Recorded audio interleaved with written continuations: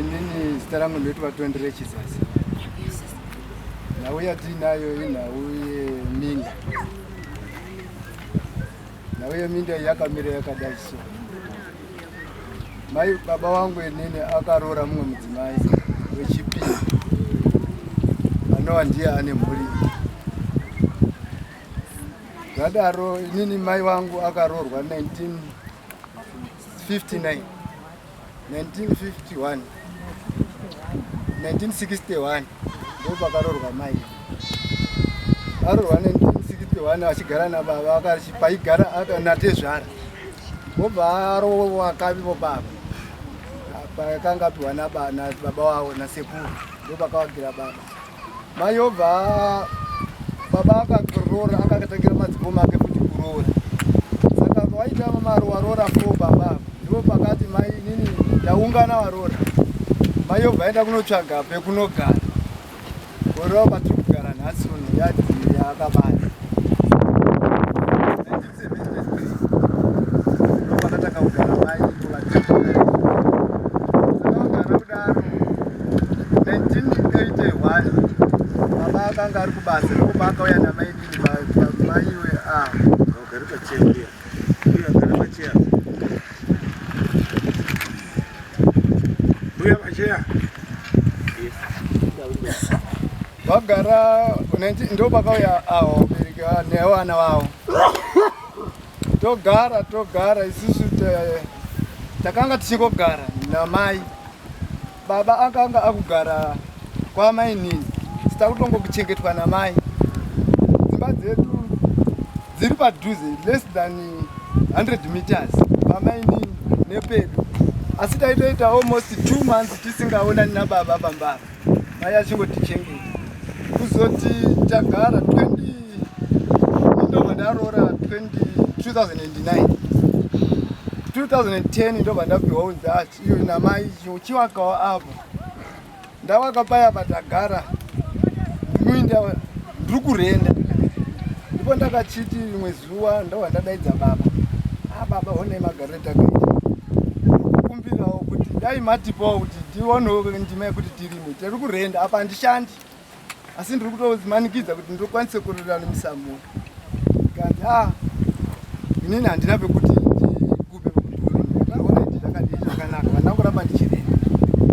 2017 ndobva ndadaidza sabhuku. Sabhuku yambotienzanisawo chimiro chiri pamba pedu. Sabhuku akabva asvika. Musi wandataura nasabhuku, sabhuku akanditi no nhau yako iyi yakanaka asi haiti kuti ndiye kunokuenzanisai iwe mimeka. Zvikoro zvakuvharwa komanawa vanenge varipo inenge iri horichi. Ndikugadzirisei muri pamwe chete. Ndadaro pakanaka. Saka sabhuku akabva azouya. Akati ndauya ndataura navakomana vaya. Komana vati chiendai munoronga zvamaronga. Maronga mozotitaurira. Roti sabhuku akatitonga tiri tega isu vakomana vasina. Ndobva ndangomutsanangura sematsananguri kuitaya. Akati nhau yenyu ndainzwa. Akabvunza baba kuti baba chimiro chiri apa zvakambonyatsamira sei. Baba akati inini vanava pandakaroora mukadzi. Vanava ndakanzi iwewe chengeta. Asi kana wachengeta kana azoda kukuchengeta zvinenge zvakubvawo. Asi havafaniri kutoti vange vachigara asi kana azoda kukuchengeta iwewe ndezvako zvako. Saka ndiri kuona zvakanaka here baba chimiro chiri apa. Imimi muchipiwa vanava makapirwa chinangwa isusu pakuziva kwangu inini ndepekuti munhu anodzidzira kumukuru anenge paine chiri kutoripira. Saka tibudirei pachena kuti zoti kana paine chamuri kuripirwa imimi titsanangure tigare takadini takaziva. Vakati hapana ndakangonzi iwe dini chengeta. Kati kana zvakadaro zvakanaka.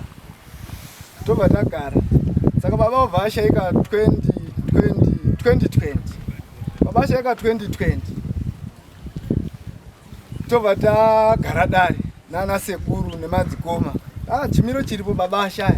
Apa tine dambudziko ratinaro toti kurima isusu hatina. Saka tochidini. Nana sekuru akati isusu chiripo ndechekuti imimi wana imimi minda ndiya baba wenyu namai wenyu. Saka mimi chionai zvekuti hatina zvatinokwanisa kuita baba musina kutigadzirisa. Adzakomana vacho varipi vakomana vanga vasipo vanga vatobva patati panhamo pababa kuenda kupi kudzimba dzavo. Mushure mekunge watosiya futi baba wacho ari kurwara, vatora mai wavo. Baba aigara kwamai nini, asi musi wakasiya baba vaenda namai wavo kutaundi.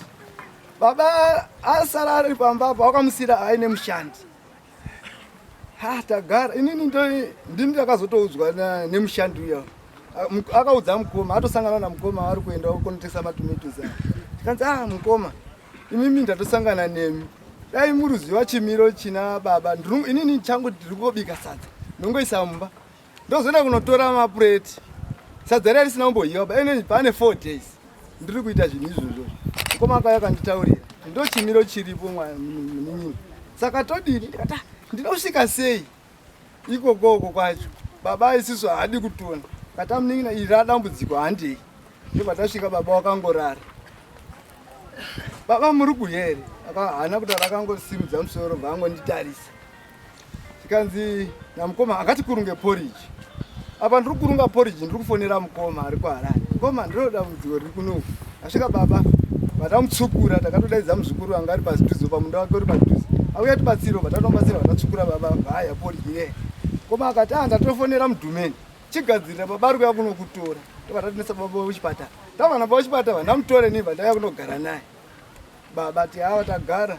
Baba ndipo bakati mwanangu, inini ndarwara. Zvino inini zvandarwara, dai musha wangu uyu ukasaparara, dai mazvita angari mwana mukomana, ndiye ndaifungidzira kuti pamusha pangu panapa azogara. Zvino zvari mwanasikana, ndakuti iwewe ndiye uchazochengeta mwana uyu. Kati baba, ininiwo ndiri mwana ndinotambudzikawo, ndinozozvikurire. Akati zvakwauri, asi ndo mashoko andiri kukutaurira. Kati ndazvinzwa. Kati zvakanaka. Saka baba washaya 2020 ndipo patakasara tagara. Mindi hatina kumboibata sekutaura kwanga zvanga zvaitwa. Ndipo pa 2022 mai wavo avakomana vavo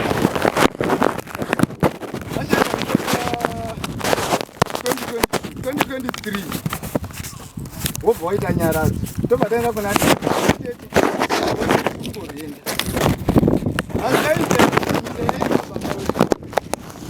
ishandisa wechi ndipo mire zvekuita kuti zvakaoma. Ndakati inini mwana wendazinda zvorutaura ndiri kuzvinzwa. Asi inini munhu akandipa dhishi rekuti ndiwe uchaona baba ndiye ashaya. Saka nhau dzemusha wakagadzana inini handichapindimo. Zvamaita inini zvakwamuri. Tete zvakanaka. Saka tochidini zvamakutirasirira. Asi inini ndizvo ndotokutaurirai. Kati zvakanaka. Saka tobva tati 2024 uno muna January mai akabva aenda kumusha kwavo, anobva kuMandarena. Obva arongedzerwa koroni yake 50 kgs ne4 bags, 3 zD ne1 retop. Obva auya akati vana vangu ndatumirwa izvi, anatotsaruka nauri mava ndiri kuchengeta munin'ina. Zvino vakomana vanditi masvika penyu kune mvura, ife koroni morima, sezvo muri kunonoka kunorima, mozokasika kusima koroni kuitira muzokasika futi kugamika panzara. Toirimira papi. Tikati paminda yababa wenyu. Paminda yababa wacho iwo umwe wacho wakanga wadaidza mwanakomana wamakore, mukoma wavo awa anogara kumba kwavo kuti chiuya urime munda uyu muitone chibage. Ndikati todini mune chibage. Saka pane pawakanga wakohwawo koroni iyo kumagwere, ndipo takabva tasvika vatarimira koroni yayo yamai. Vasikana madzimai edu ndio akati namai endei munorima. Kati zvakanaka. Warima koroni yatokura, ndafunga inga yamumabvi muno. Tobva tapiwa masamoni akanga arwa kucivil court. Dispute. Tikati murudiwa musi wa 16 May kukoti. Kati alright zvakanaka. Tobva tatoenda kukoti musi wa 16 ya. Saka munyama yatakaita takanonoka netransport kusvika kukoti. Vatasvika tikanzi anyanya yatotongwa. Mutongo wapiwa ndepapa ine 3. Papa ine wanga wachikumbira protection order nepeace order nemacost, hanzi vanofanira kupeya macost. Tikanzi mutongo wabviswa ndewe macost, imwe 2 yasiwa iripo. Ndikati alright zvakadini zvakanaka. Kaza isusu hapana patisina chekubatsira nyedu pana patatopedza nemichenda iyi kati zvakanaka. Tobva tatodzoka kumba. Tichisvika kumba vatapiwa mapisi odhaya sanhasi. Hapana pera 3 days. Koroni yedu yaibva watopinza gejo. Yobva yatorimirwa pasi. Zvino todini? Ndipo ndakabva ndanzwa zvahasha. Kati regai ndidzokezve kumakodzi. Tobva tafambira nyaya kumakodzi. Tobva tapedza kumakodzi vatapiwa judgment. Kanzi nyenyu susu ndeye ma-traditional leaders. Zvamati munobva kumaruzevha. Chidzokerai kuma-traditional leaders. Ndiwo kune nyaya yenyu. Tobva taenda kwaShesamanga nejudgment. Ndiro ndakatonzi refer to the headman. Tobva tasvika kwaShesamanga. Tobva tataurawo naShesamanga. Shesamanga ndiyo nyaya yatiinayo. Tiri kunetsana nevana ava wakauya nababa nechimiro chemunda wakarimira koroni yedu pasi. Ishe akazotipa judgment, akatipa mutongo wake, akatipa judgment yake. Ndiyo mapepa ndinawo aya, imepu yepamunda ipo papa.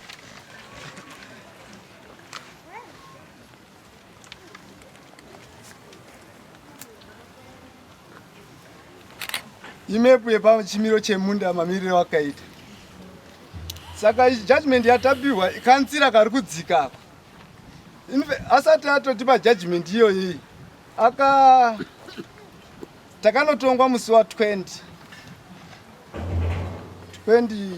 July.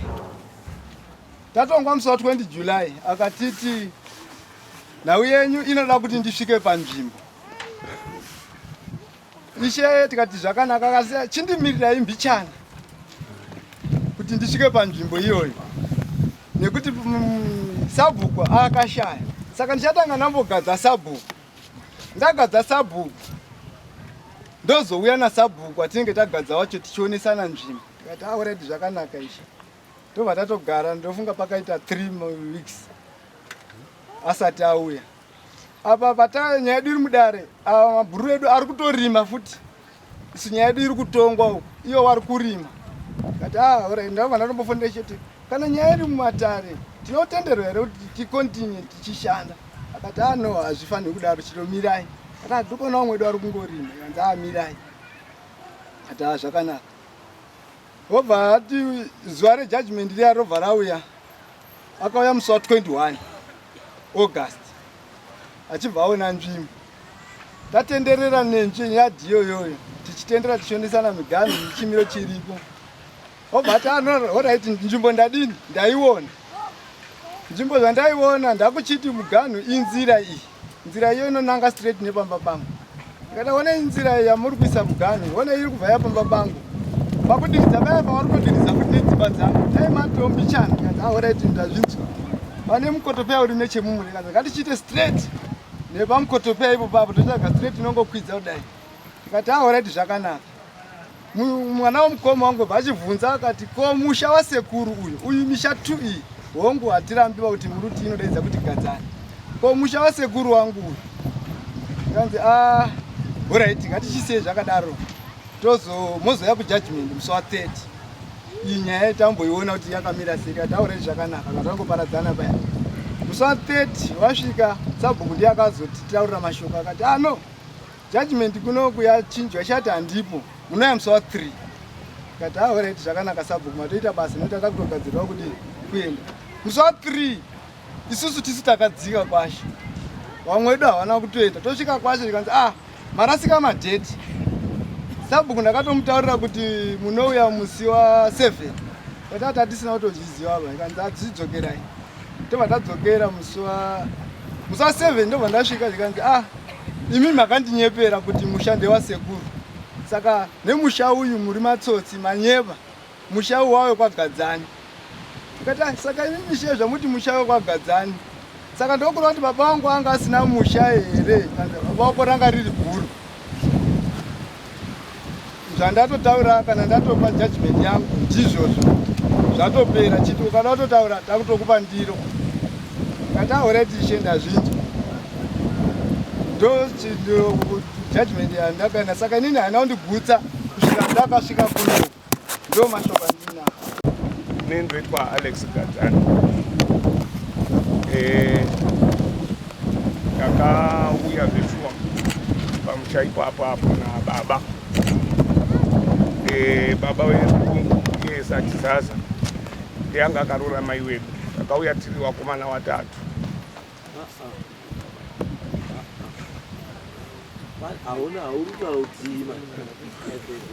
Right, regai nditati munhu akarora mai yako ndi hapa bwakwe. Right. Makauya na mai handisi asi muisiri wana kana boy kwa Chizaza ndokandoda kuzwa tisiri wana kwa Chizaza saka takakurira pamusha ipapo.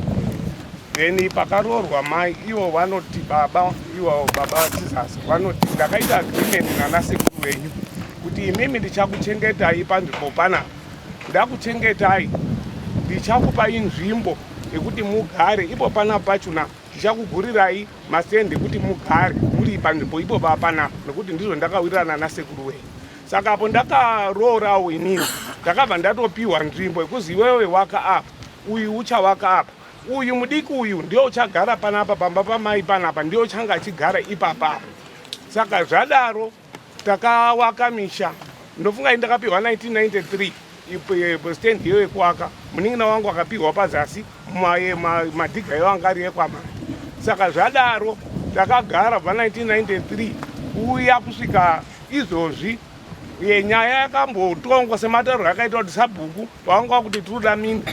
Baba wakadaidzwa akataura kuti ndadaidzwa kwasabhuku ndikataura nyaya yekuti vada kutorerai minda iyi. Ndakati hazviiti kuti minda iyo itorwe nekuti imimi ndakakupai. Sekuru wenyu wakatouya panapa ndikamupangidza masende kuti bhozi wakauya akati wazukuru wangu wakazoapa papi pekugara. Wakauya wakavapangidza kuti makagara apa neapa. Saka izvozvizvi makugarepi maugara panapa.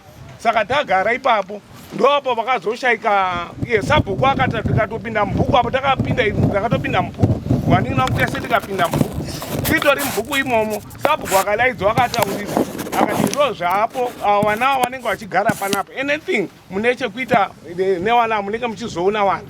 Saka zvakazonoitika ndezvekuti baba wakashaya sematauriro zvaita kuti zveshe wataigara nababa taigara naye kweperiod yakareba iyoyo. Asi dambudziko rakazonoitika nderekuti mai vakazorwara, arwara zviri serious BP ichichi, akatorwa nemunin'ina wangu vakamuendesa kuchipatara. Asi baba vakasara pambapa aine mushandi wataibhadhara kuti waone. Saka period iyoyo wagara, baba arwara, wazorwara, takamuuya inini ndikamutora ndikamuendesa kuchipatara. Munin'ina wangu akamutora akatombomuendesa kwaMutare kwakuna mai. Right, tapaminda ipapapo. Chakazonetsa ndechekuti pashaika baba ipapapo. Baba Chizaza wakashayika 2020, mama washayika 2023. Pashaika ndo pakusimuka nyaya yekuti isusu truda yeminda. In fact havana kutanga nekutodaro, wakatongouya nekutongopinza geji kwakutorima panzvimbo paparurima munin'ina wangu kwakutorima kuti saka zvadaro wapinza geje kudaro. Ini ndakazongotaurwa ndiri basa kuti ndo zvadini ndo zvaitika pamunda parurimwayo. Kati kana zvakadaro ngatiende kupi, ngatiendei titaurire sabhuku ndakamutaurira. Sabhuku akati aiwa ndakambotaura nyaya iyi, baba wacho akanditaurira nyaya iyi akanyora tsamba akati inini nyaya iyi vanhu havasi kuda kunditeerera mitemo yangu yandiri kutaura, ndakunyorerai tsamba muende kucommunity court tikunyorerei peace order kana muramba muda kubvutirwa chini minda iyoyo. Takaenda kucommunity court ndopa yakati endai kuna izvakuda macourts munenge mautoda interdiction. Kwakuenda kucourt kwakuchinonyorerwa mainterdiction aya, ndopa wakauya havana kuuya kwakunyorerwa mainterdiction. Wakazoiapila kukazi ngaidzoke kwaishe Samanga. Tibva taenda kwaishe Samanga, tibva tanotongwa kwaishe Samanga. Ishe Samanga wabva watipa verdict wakauya Chizaza. Asi dai mamuru nditaura kuti mai wenyu ndiye akanga ari muridzi wechii wemusha. Saka pakafa mai wenyu, you are entitled sevana wake kubenefita kubva kuestate yani yamai wenyu, because pari kugara Chizaza pamakaya pachigara pamuchigara panoti Chizaza. Ndinozoti makadzagwa ndimai handisi sure. Chokwadi akatsvaka stendi kubva pasekuru Chizaza. Baba akanga akatsvaga akatopiwa nababa wake padhuze ndo pakazochita warora wanga wa 4 mai ndo pakati iye ndimai akanga ari murora wechi 2 vachizochinja kunogara pandoda kuzwa stendi kwakazofira baba wenyu yanga iri yani yanga iri yangu yadini ndakatsvaga Chizaza imimi mai ndimi mai awa hongu handiti ko mai awa uripi wakashaya wakashaya 2023 ndo patanga nyaya right ndo pandiri kutaura ka imimi mai hamukatsvagiri umwe mukadzi kugara ndimama murore kuti murume warora murume wake mukadzi wake imi mochinotsvagira mukadzi wemurume kotsvagira stendi zvingoite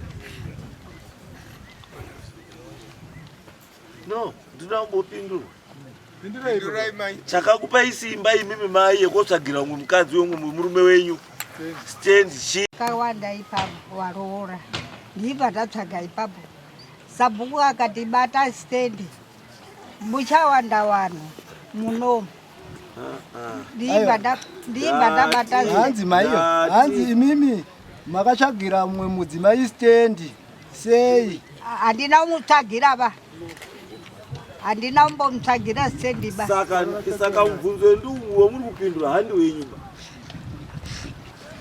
ndabvunza inini kuti paigara mainini nababa panga pari pastendi pari yachizaza pari pastendi pababa ndiyo yandoda kuzwa iyo saka nyaya yedu ikuchitangira mai kuti pafa baba anditi baba ane here mwana wakaita nemudzimai uyu hana mumusha umu hana wakaita wakashaya kunze akashayaka it means hapana so it means kuti baba namai wakatogara wese asi hawana chawakasiya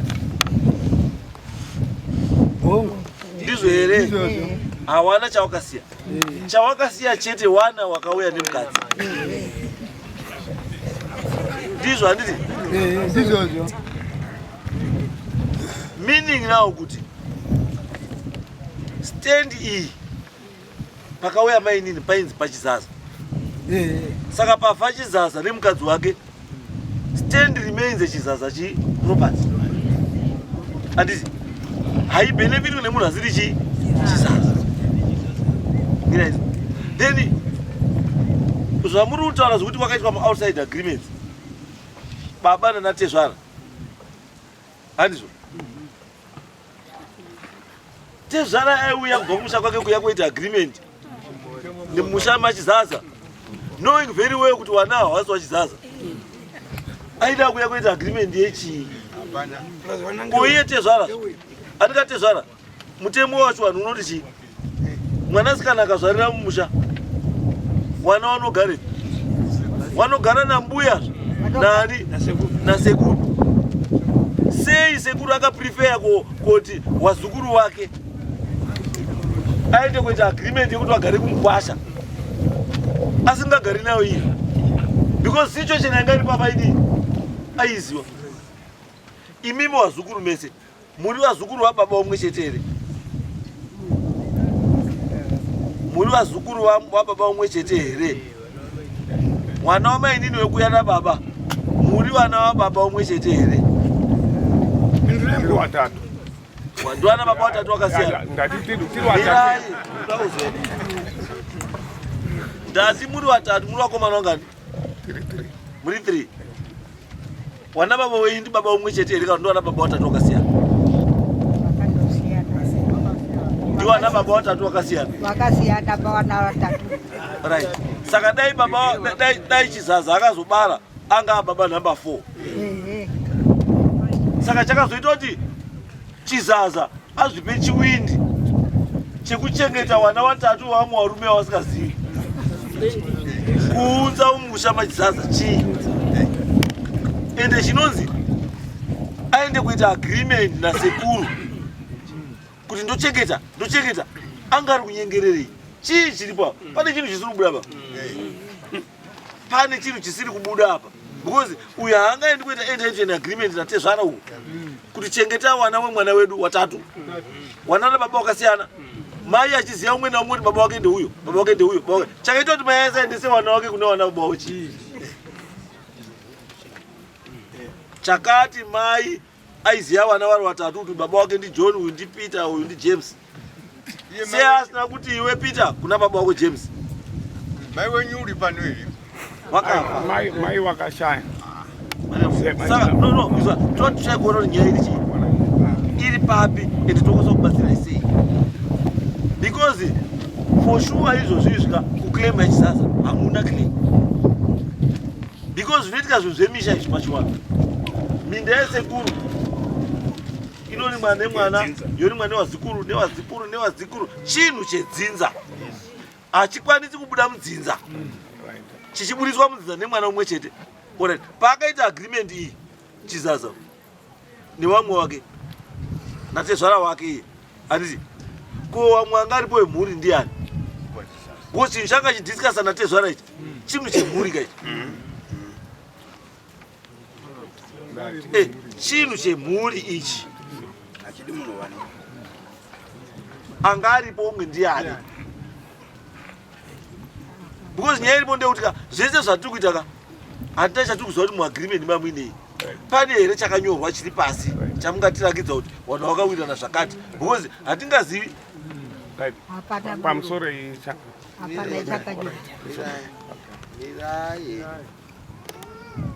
chakanyorwa hapana. Asi chamunoziva chiri kuti pakaitwa agreement, kuti agreement yachanga iri yechii hapana noziva. Ende chaizopa Chikazaza simba rekugurira wana wasiri wake kuti iwe unogara apa, iwe unogara apa, iwe unogara apa. Chii?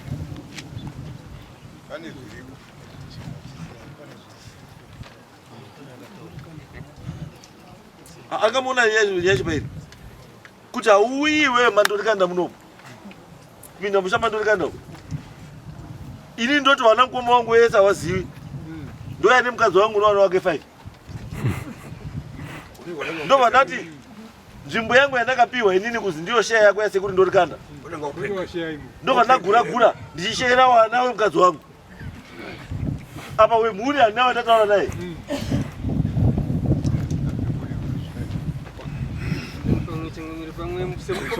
Chimbotaura kuti pamusoro kazistendi ndakakumbira kuna sarupangu yekuti imi mugare, bo ndakaona kuti munhu yangu aikura, saka imi ndakatokutsvagirai pekuti muite sei mugare namai wenyu apa. Saka stendi yanga iri kwasarupangu, saka ndakakumbira sarupangu kuti stendi andidini andipe ndimone pekudini pekuti imi mugare. Ndo saka iyo stendi iyo ndio nyaya iri baba,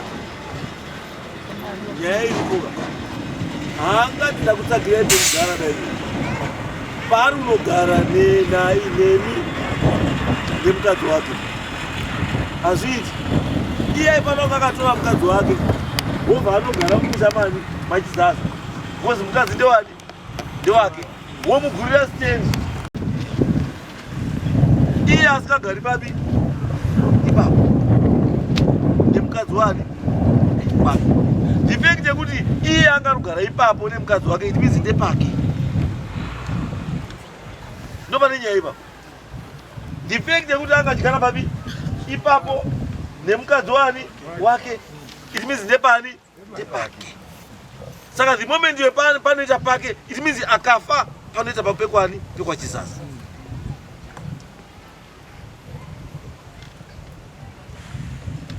Tinesa ndisi. Saka inini chikundinesa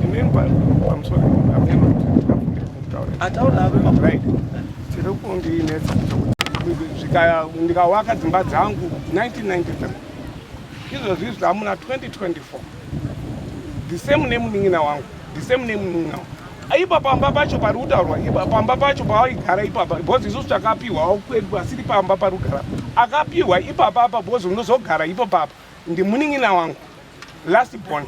Muning'ina yeye akanzi iwewe ndiwe uchazogara panapa. Abva atonzi gadzira dzimba idzi dziite zvakanaka nokuti iwewe ndiwe uchazodini uchazogara pa, ndiwe ndiri kusiyira ipo papa. Iwe chikuwa chakwa Chikazaza pane mubvunzo wangu zondipana pane mubvunzo wangu ndekuti mwana akaitwa nababa wena nana Chizaza namai wenyu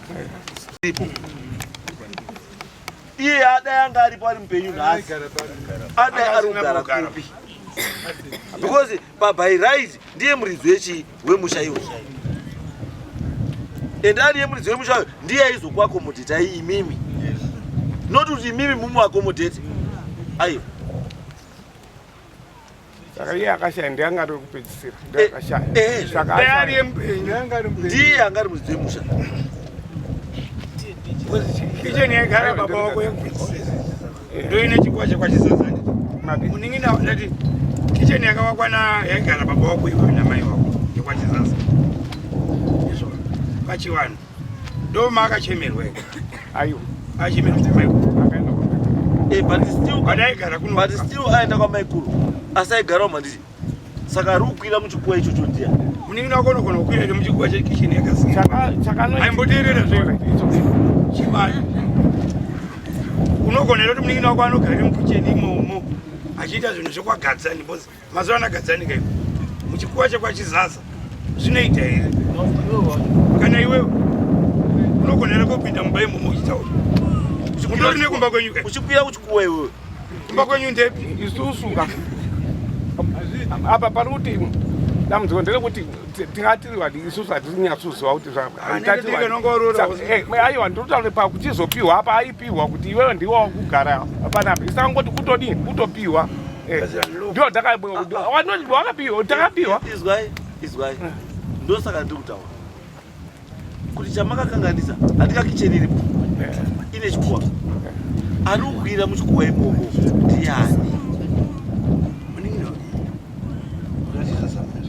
hapana Chizaza ari mukamba mukicheni imomo saka ari kukwira muchikicheni ichocho chikuwa chemukicheni maChizaza ndiani achipira kunani paari kukwira muchikuwa ari kuombera achiti pamusoro yeani because haakwanisi kuti pamusoro yebaba because baba ari muhaso yenyu haakwanisi kuti pamusoro yesekuru because sekuru ari muchikuwa saka ari kukwira muchikuwamo achiri pamusoro yeani ende haakwanisi kukwira kuti achiri pamusoro yemai chikuwa hachisi chani chamai venyu saka usati amenoba kuti ndiani tinotizive chiwano ndochiwano icho saka isikatauya panapa handiye kuti ndokutsvakirei mhosva aiyo asi ndokukorekta kana paine chiwano chisina kuita zvakanaka ndosaka ndati mai wenyu nababa wakaita mistake kuti pamakauya waifanira mai wenyu kunokuwakirai kicheni yenyu imimi muri wangani muri watatu asi dambudziko ranga richaita nderekuti kicheni kwacho muri watatu ikoko angachakwira muchikuwa muri watatu ndiani because wana baba wenyu muri watatu wakasiyana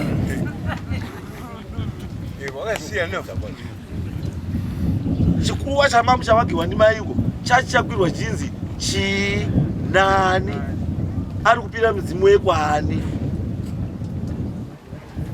mai wenyu nababa wenyu adopted father waifanira kunge wakanga wakamakisheni mangani matatu umwe naumwe yani yake wozvikwirira muchikuwa mani make nhasi ndizvo takaita inini nepangu uyu nepake aone pake nanhasi uyo uchidiri uyo usamunongedzere kicheni yaChizaza inini nepangu wati iwewe pane pamuri watatu pane akasiyiwa akazi ndoshagara mukicheni iye kicheni yacho zvayakaitwa apa yakambowakwa baba pawakawaka kicheni wakati kicheni hanakuiwaka zvakanaka akatombomuvha kubva pastendi ipapo ndikatombogara naye inini uyu akadaidza kuti iwewe gadzirisa musha wani wako akasvika akazi iwewe chiputsa because takaiwaka nezvidhina zvisina kutsva iwewe chitanga panyowani musha uyu chiputsa musha iwowu utange kuwaka nezvidhina zvakadini zvakatsva akakutaurai kuti chiputsai ndibaba akanga akangwara